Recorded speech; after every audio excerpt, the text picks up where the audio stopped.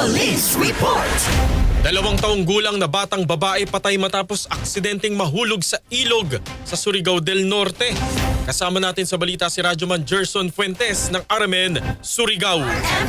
Network News. Nagdadalamhati ngayon ang pamilya ng isang bata matapos madiskobreng nahulog sa ilog ng unang nai-report sa otoridad na missing person sa barangay Matinaw sa bayan ng Mainit, Surigao del Norte. Rumisponde kaagad ng Coast Guard Surigao del Norte sa isinagawang search and retrieval operation nang may nakakitang nahulog ito sa Mainit River sa Purok Mahusay sa barangay Matinaw sa nasabing bayan. Umabot sa 3 oras ang nasabing operasyon ng Coast Guard, ngunit gabi na at malakas pa ang ulan dahilan ng pagsuspindi ng nasabing operasyon, ngunit kinabukasan ay nagpatuloy ang search and retrieval operation ng Coast Guard. Nakitang palutang-lutang ito sa ilog na wala ng buhay. Kinumpirma naman ng kaanak ang labi ng batang kinikilalang si Baby Angel, 2 taong gulang. Patuloy naman ang imbestigasyon ng mga otoridad sa nasabing insidente. Mula dito sa RMN DXRS Surigao, ito inyong Radyoman Gerson Galotera Fuentes. Tata RMN. RMN Network News.